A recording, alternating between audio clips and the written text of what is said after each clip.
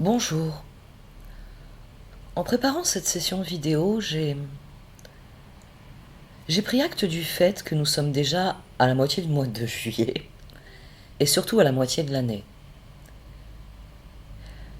Cette année 2020, elle défile à toute allure, tant l'évolution en est surprenante. C'est une année transformatrice pour chacun d'entre nous. Et je remercie chacun d'entre vous pour vos messages, pour votre soutien. Cette année est cruciale pour moi à beaucoup de points de vue. C'est une libération, après des années à terme à souffrance notamment.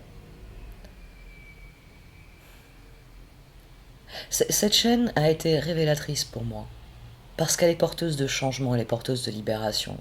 Et j'ose espérer que c'est aussi le cas pour vous. Au début de ce mois de juillet, nous avons clôturé un cycle important.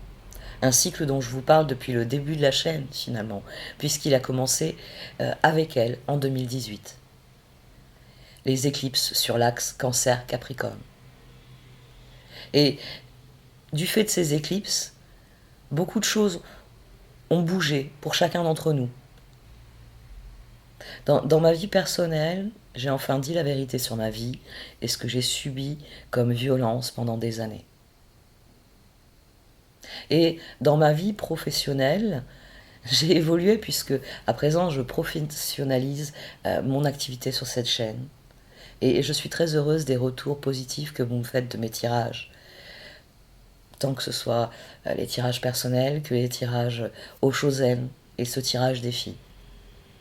Notamment sur ce tirage des filles, je vous remercie de votre compréhension quant à l'aspect payant des extensions. Rendre mon travail payant est une étape non négligeable pour moi. Ça me permet d'envisager pour l'avenir une autonomie financière et donc créative. Ça me permettra de proposer de nouveaux contenus gratuits, au même titre que de nouveaux contenus payants. Cela valorise mon travail, cette capacité que j'ai à soigner, à apaiser, et que j'ai toujours utilisée, et dont certains ont abusé. Cela nourrit ma résilience de manière positive. Je vous remercie de votre confiance, de votre soutien, qui me pousse à élaborer de nouveaux projets pour l'avenir de cette chaîne. J'ai repris certains projets qui étaient restés posés dans un coin et dont je suis sûre qu'ils peuvent aider d'autres personnes. Je sais que ce tirage des filles porte mes valeurs, mon travail, comme le tirage au Chosen, parce que c'est ce que je désire exprimer, ce que je suis réellement. Et je sais que c'est à cela que vous êtes sensible. Même si je n'ai pas encore le courage de me montrer face caméra. Mais j'entends persévérer. J'entends vous proposer des vidéos dont la qualité s'améliorera à tout point de vue, en ouvrant les champs de réflexion, en ouvrant les possibilités, en permettant de voir à quel point ce monde est beau. Et que oui, il y a des personnes, des situations qui font souffrir, mais qu'il n'y a rien qu'on ne puisse surmonter.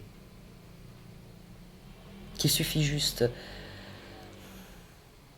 d'avoir le courage de dire non. Et ça, dire non, moi, c'est quelque chose que j'ai appris ces dernières années. Je ne savais pas le dire. À 42 ans, je sais dire non. C'est une révolution. J'ai aussi décidé que ce tirage des filles, les moitiés de mois sont souvent assez cruciales. Le tarot Chosen vous parle de ce qui vous attend pour le mois, c'est une énergie générale. Les tirages des filles viennent vous dire il faut préparer le mois suivant, il faut préparer le prochain cycle. Et je parlais des phases lunaires il y a quelques minutes. Je parlais de l'axe Cancer-Capricorne. Nous avons eu une nouvelle lune lors du solstice. Nous avons eu une pleine lune en Capricorne. Le 20 juillet, nous allons avoir une deuxième nouvelle lune en Cancer. C'est assez exceptionnel. Une deuxième nouvelle lune. Celle-ci sera profondément différente dans ces énergies parce que pour la première fois depuis 2017, cette nouvelle lune ne sera pas éclipsée. C'est un retour à la normale dans nos vies pour tout ce qui est régi par le cancer. Reportez-vous à votre thème natal, vous saurez où se situe le cancer, quelle maison il active dans votre vie, quelle planète l'habite peut-être aussi. Parce que c'est un nouveau départ qui est significatif. Parce que la pleine lune en cancer, qui viendra donc clôturer ce que vous allez initier pendant la nouvelle lune, aura lieu le 30 décembre. C'est-à-dire que tout ce que vous allez initier pendant ces 15 derniers jours de juillet va nourrir votre progression jusqu'au 30 décembre 2020.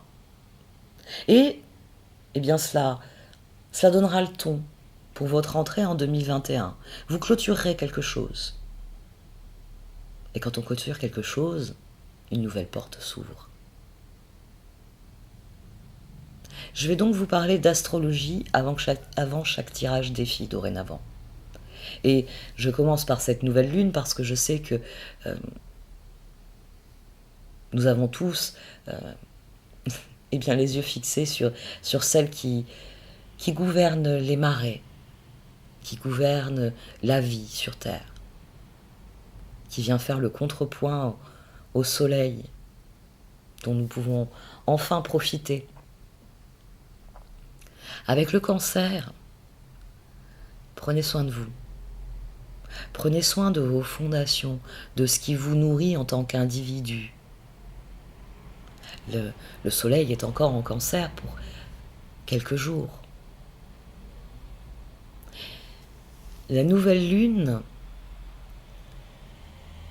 va créer une nouvelle dynamique parce qu'elle est libérée des éclipses et des nœuds lunaires, puisque les nœuds lunaires se trouvaient sur l'axe Cancer-Capricorne, c'est eux qui activaient la puissance de la lune. Dorénavant, ils vont aller s'occuper de l'axe Gémeaux-Sagittaire. Je pense que je ne vais pas tarder à vous en parler puisque nous avons des éclipses prévues sur cet axe dans les mois à venir.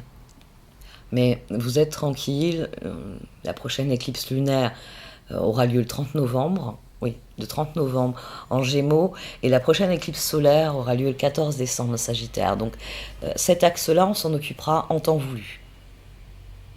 Maintenant, profitez de la libération que peuvent ressentir bien déjà les cancers, les capricornes, et puis chacun d'entre nous, parce que nous sommes tous impactés par la Lune.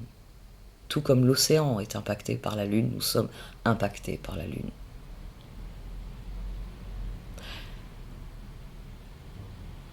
Permettez-vous les transformations qui sont nécessaires dans vos vies, celles dont vous avez besoin, celle qui vous permettra de façonner votre vie à votre image dans les 6 prochains mois. Parce qu'il s'agit d'aborder l'année 2021 en étant authentiquement vous-même. Libérez-vous de ce qui vous emprisonne. Dites la vérité. Voyez la réalité telle qu'elle est. Et créez une vie qui vous ressemble. Cette année, pour moi, elle représente la quintessence d'une citation de Sénèque. Et oui, on plonge dans l'Antiquité pour y trouver la plus grande des sagesses. Il a dit, pour être heureux, il faut éliminer 2 choses. La peur d'un mal futur et le souvenir d'un mal passé. J'ose espérer que, comme moi, vous guérissez du mal qui vous a tant fait souffrir et que cette libération vous permet d'envisager sereinement l'avenir. Semez les graines de votre avenir en ce mois de juillet. Cette dernière quinzaine de juillet s'annonce bouillonnante. C'est dû au fait que la nouvelle lune en cancer vient initier ces 6 prochains mois. C'est dû au fait que le soleil va passer en Lion le 22. C'est son domicile. Il est heureux en Lion. Il rayonne. Et il va faire un trigone assez lâche à Mars en Bélier. Cela remet de l'énergie de feu au sein d'une dynamique astrale qui était marquée par la terre et l'eau. Et le feu, c'est les bâtons, c'est les projets, c'est ce qui nous enchante le cœur, c'est ce qui nous plaît réellement. Il y a aussi Vénus qui va être en Gémeaux, qui va, du fait qu'elle est redevenue active, qui va mettre son grain de sel vers la fin du mois. Et un peu d'air, ça va nous faire le plus grand bien. Cette fin de mois elle reste marquée par les mouvements en Capricorne qui viennent chatouiller le Cancer et son allié le Poisson. On est encore dans ces énergies de terre du fait des rétrogradations, d'eau, du fait des émotions que cela génère.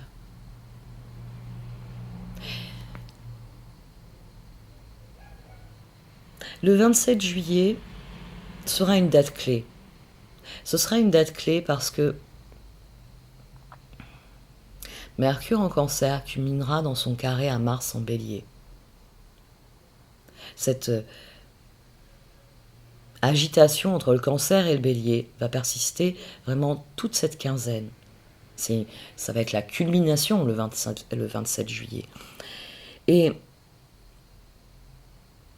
s'il y a bien un conseil qu'il faut avoir à l'esprit d'un point de vue astrologique, c'est soyez réfléchis dans votre expression de vous-même. Faites preuve de plus de prudence que vous ne feriez à d'autres moments. Il s'agit de se détourner des questions qui sont superficielles, qui ne sont pas intéressantes, et d'aller droit au but, à l'essentiel.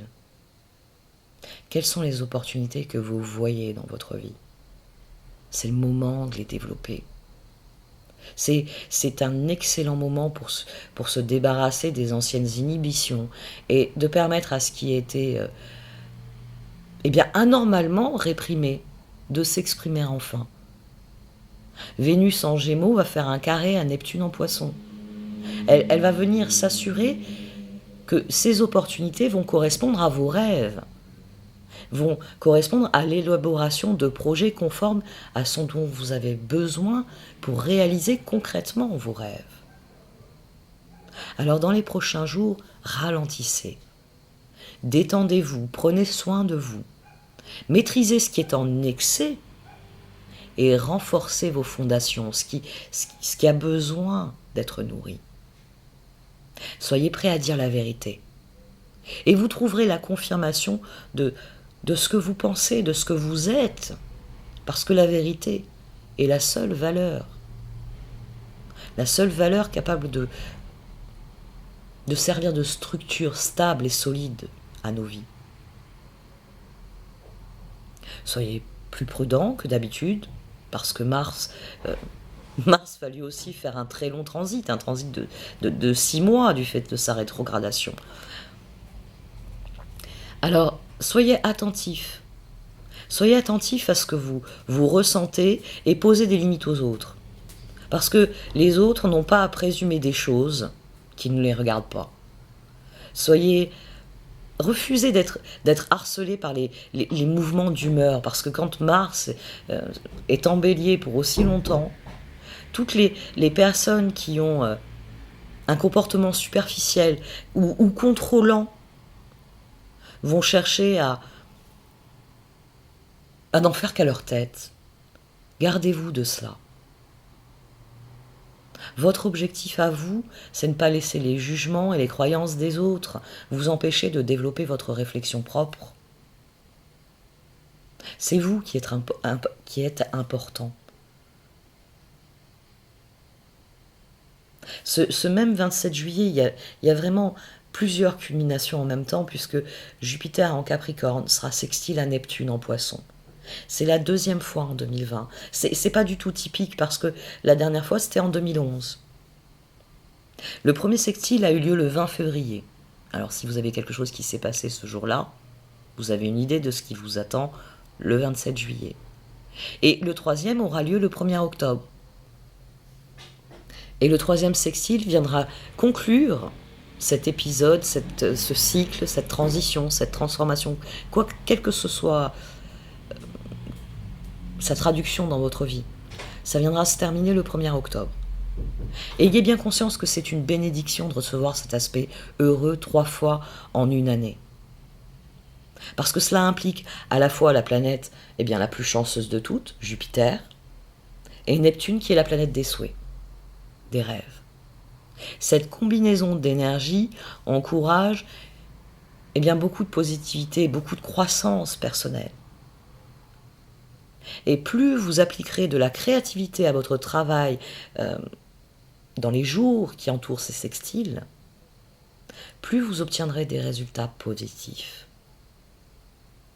Le cadeau apporté par Jupiter en sextile avec Neptune est une prise de conscience accrue des anciennes croyances limitantes que nous devons libérer parce qu'elles entravent une compréhension plus profonde de notre réalité. Nous sommes culturellement conditionnés à faire et à penser certaines choses qui relèvent seulement de la culture, de ce que la culture édicte comme règle de réussite, d'accomplissement personnel, de bonheur. Alors que nous avons chacun notre chemin propre et que ce chemin propre n'a rien à voir avec les grilles de conditionnement social, de consumérisme. L'astrologie de 2020 indique que nous arrivons collectivement à la fin d'une ère. C'est pourquoi il nous est demandé dans notre vie personnelle de laisser derrière nous les anciennes méthodes qui sont ancrées dans des paradigmes complètement dépassés. Il sera important tout au long de ces 6 derniers mois de l'année de faire attention à chaque fois que vous ressentez un sentiment de désillusion. Parce que c'est le plus sûr des guides pour établir un contact avec votre vérité personnelle. En réorientant vos croyances afin de pouvoir naviguer plus efficacement sur la voie à suivre dans l'avenir. Votre voie, votre chemin. C'est d'ailleurs pour cela qu'après un lockdown, après le confinement, nous avons des rétrogradations. Les rétrogradations sont là pour permettre cette réévaluation de nos systèmes, de nos méthodes, sur le plan collectif, sur le plan personnel, afin d'abandonner ce qui ne nous rend plus service et nous tourner vers de nouveaux modes de fonctionnement plus cohérents, plus conscients, avec une évolution nécessaire, certes, mais une évolution qui correspond à ce que nous portons à l'intérieur, qui est le reflet de nouveaux modes de pensée que nous savons être bénéfiques pour nous. Avec la rétrogradation de Pluton, le 25 avril dernier, s'est ouvert le bal des rétrogradations planétaires. Elles se sont ouvertes alors même que nous envisagions d'être déconfinés. Les humains se sont remis à agir à la surface de la Terre et les planètes se sont mises à rétrograder. Toutes ces rétrogradations ont une importante leçon karmique à nous enseigner sur la manière dont nous avons abordé nos projets et nos relations dans le passé. Avec le confinement de ce printemps 2020, de nombreuses personnes dans le monde se sont concentrées sur elles-mêmes, sur leurs véritables besoins, sur ce qu'elles sont de manière authentique, sans les distractions du monde extérieur, sans l'obligation d'obéir aux conditionnements sociaux. Nous avons été obligés de faire face à ce qu'est réellement notre vie, à ce que porte notre âme.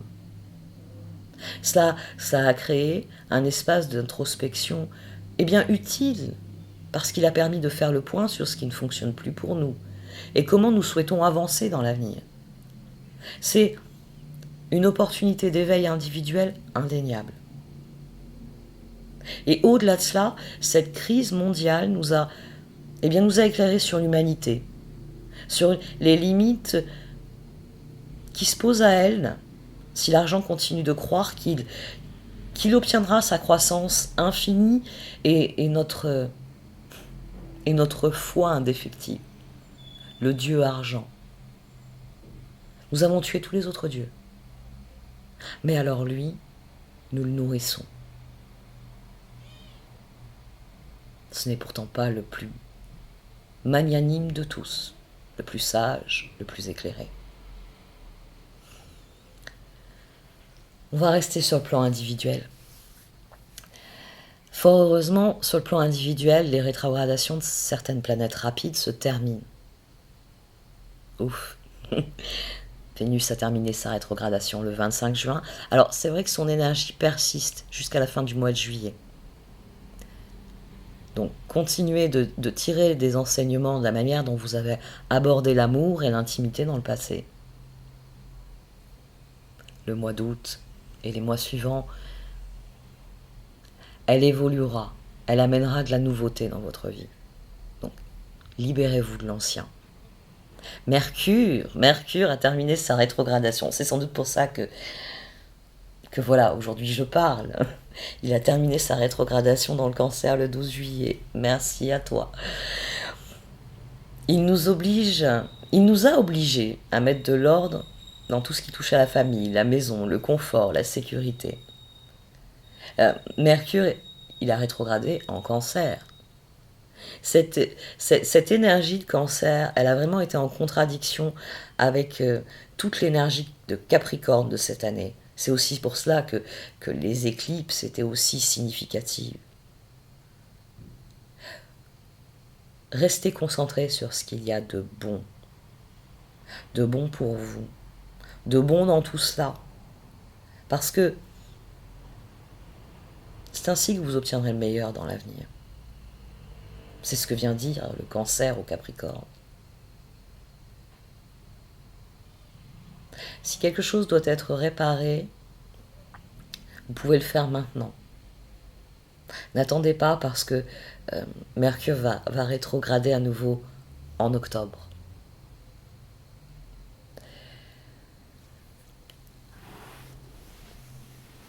Maintenant, je vais vous parler des rétrogradations des planètes lentes. Et celles-ci impactent au niveau collectif et ça se répercute sur le niveau individuel. La rétrogradation de Neptune, qui a lieu depuis le 23 juin et qui aura lieu jusqu'au 28 novembre, vient vous aider à trier les vieux problèmes. Ou si vous préférez, on peut dire les bagages karmiques. Elle vient renforcer votre intuition en vous amenant à reconsidérer le passé à la lumière du présent. C'est le moment de définir de nouvelles limites entre ce qui a été et ce qui est. Et c'est un travail qui est soutenu par les rétrogradations de Chiron en Bélier. Elle a démarré le 11 juillet. C'est tout frais là. Et elle se terminera le 15 décembre 2020. Chiron est l'astéroïde des blessures et de la guérison. Et c'est ce dont je vous parle depuis le départ. D'ailleurs, le Bélier est mon signe opposé. C'est dire si Chiron va être actif et va soutenir mes efforts. Tout comme il va soutenir les vôtres, parce que en Bélier, il vous encourage à mieux vous comprendre, à intégrer comment les problèmes passés ont affecté votre capacité à être vous-même et avoir une bonne estime de vous-même et avoir confiance en vous. C'est ce qui vient soigner l'amour que vous vous portez et la confiance que vous avez en vous-même.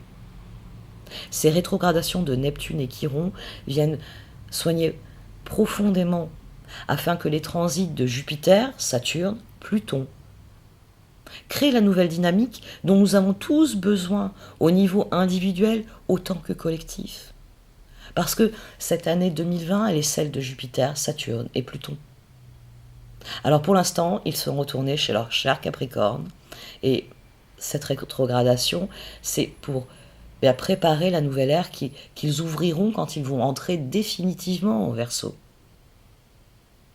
Ainsi, Jupiter continue de rétrograder en Capricorne et ça va durer jusqu'au 12 septembre. Alors c'est vrai que ça peut ralentir la recherche d'opportunités. Mais le point positif, c'est que vous pouvez vous concentrer sur l'élimination des problèmes résiduels avant sa grande conjonction avec Saturne en décembre. Pluton rétrograde, aussi en Capricorne, je vous en ai parlé il y a quelques minutes, et cela durera jusqu'au 4 octobre pour lui.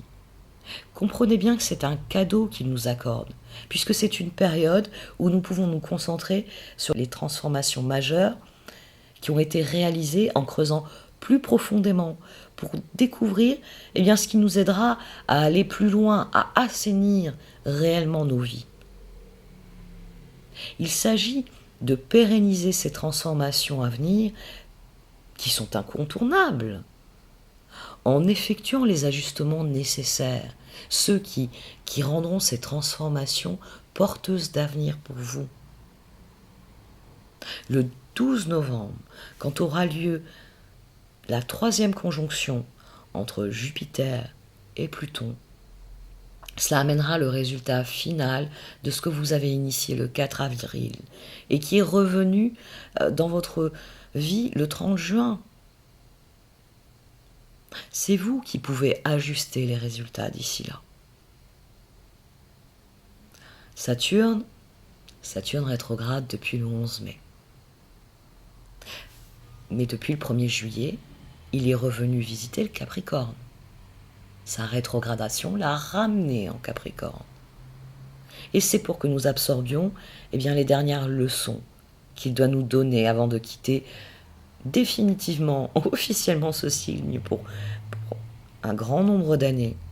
Et il ne le fera donc en décembre 2020. Ces 3 planètes impactent profondément l'année 2020. Et par leur rétrogradation actuelle, elles viennent souligner que des changements sont nécessaires, structurellement parlant.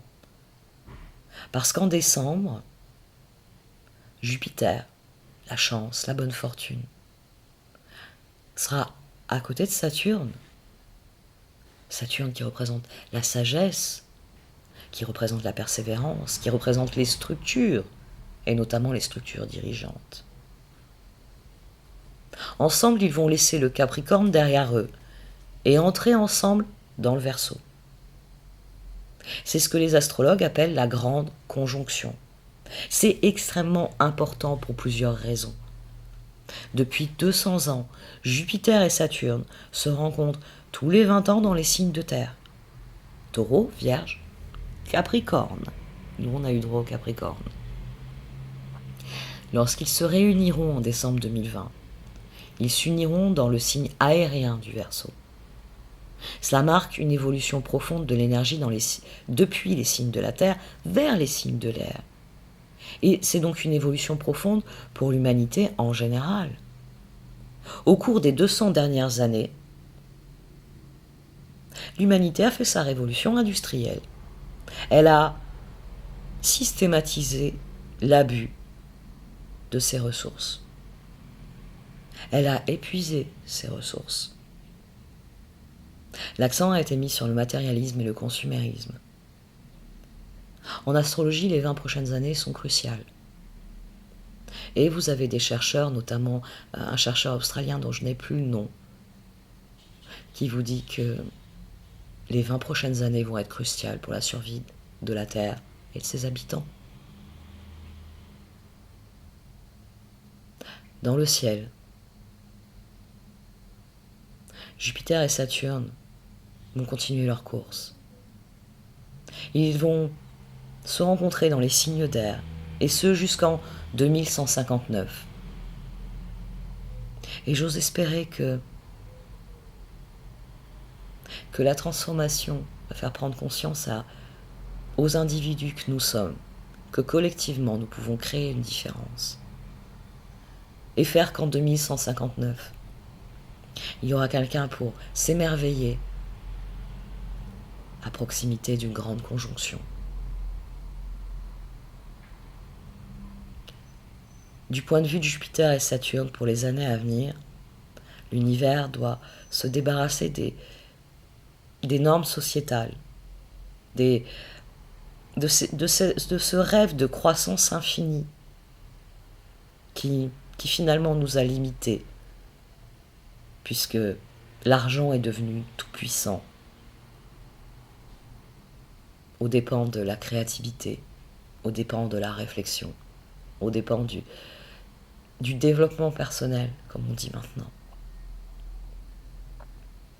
Il s'agit pour eux de nous inciter à adopter une vision plus humanitaire du monde. Si nous suivons le mouvement qu'impriment Jupiter et Saturne, nous ferons d'énormes percées. Vous savez, The Age of the Aquarius, comme chantaient les hippies. Nous pouvons faire d'énormes percées dans la science, dans la technologie, dans la médecine, dans la spiritualité, dans notre conception des voyages.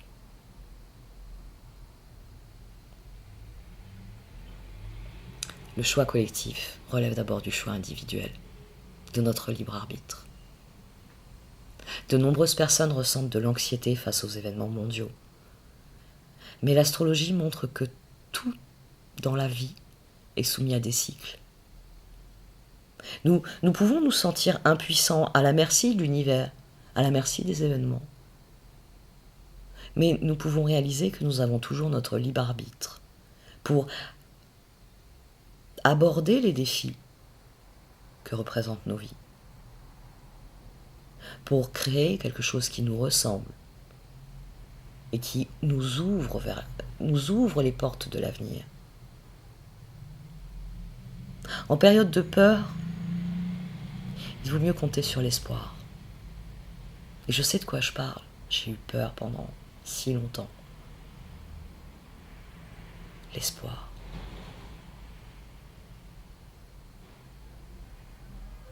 Individuellement, nous pouvons compter sur l'espoir.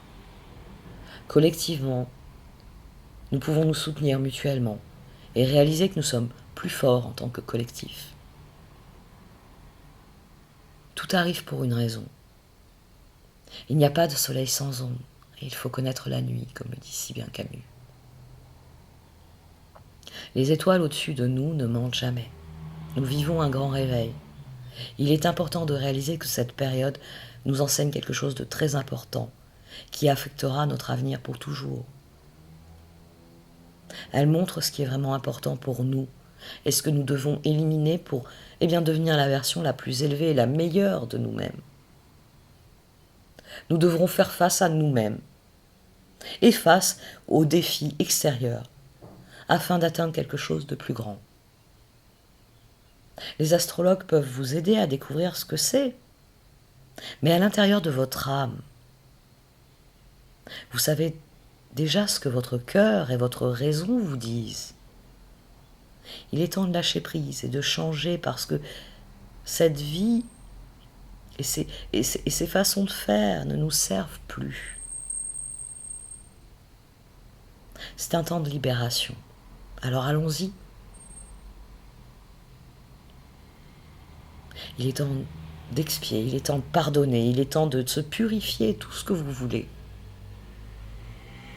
Tous nous avons un travail à faire au niveau individuel.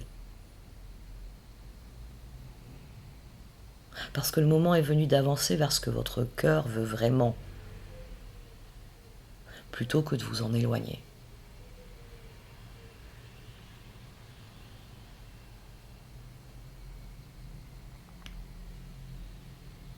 Merci de m'avoir écouté, je vais procéder au tirage à présent.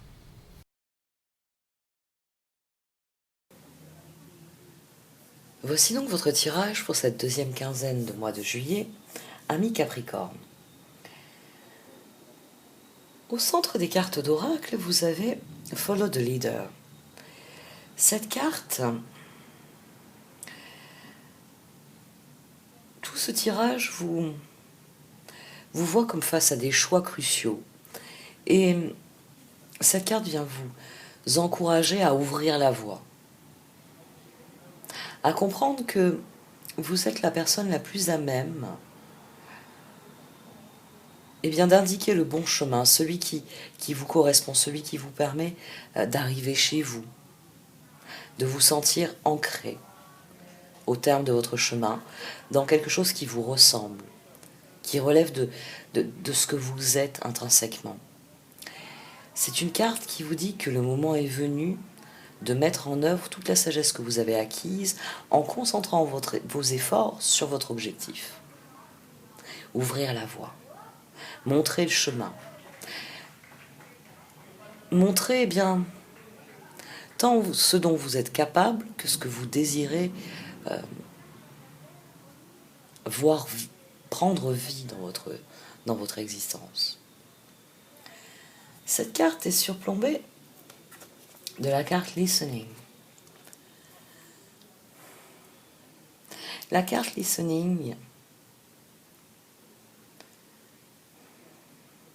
souligne combien être à l'écoute, être attentif à ce qui se passe en vous tout autant qu'à ce qui se passe autour de vous est le guide le plus sûr qui soit. C'est développer une certaine capacité à suivre ses intuitions, à savoir les écouter, à savoir se mettre au diapason de notre environnement afin de déterminer à quel moment cet environnement évolue. Dans la carte de l'écoute, il y a vraiment une espèce de préscience qui est exaltée. Le fait que si vous êtes pleinement conscient, pleinement ouvert à ce qui arrive dans votre vie, eh bien, la réalité s'ajustera à ce que vous ressentez à l'intérieur. Vos intuitions vous permettront de sentir les choses arriver extérieurement. Parce que vous serez complètement concentré sur ce que vous vivez, sur ce que vous ressentez. Et c'est sans aucun doute ce qui vous permettra d'ouvrir la voie. Parce que vous serez complètement concentré sur ce que vous portez en vous, ce qui est un mélange à la fois de sagesse acquise à travers les expériences et d'intuition, une sensation plus qu'une réflexion. L'intuition, c'est quelque chose qui vient de ce que l'on est au plus profond. C'est quelque chose qui est assez difficile à situer, à commander, parce que cela requiert d'être aligné sur soi, sur son ressenti, et donc être à l'écoute de tout ce qui peut se nouer en nous pour nous dire là, il y a quelque chose.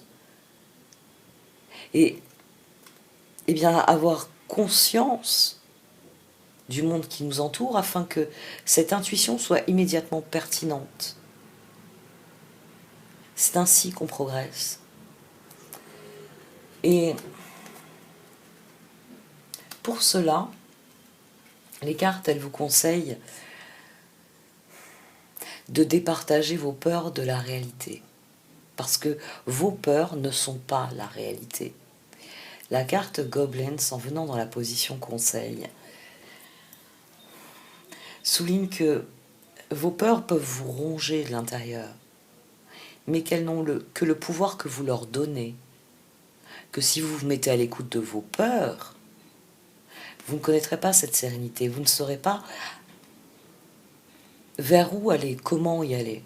Ce seront vos peurs qui prendront le contrôle.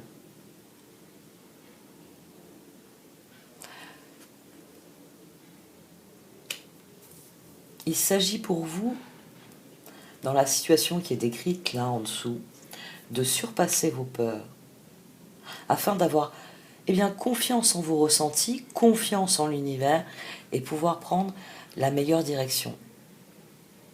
Celle de votre plus grand bien, celle qui vous mènera, dans l'idéal,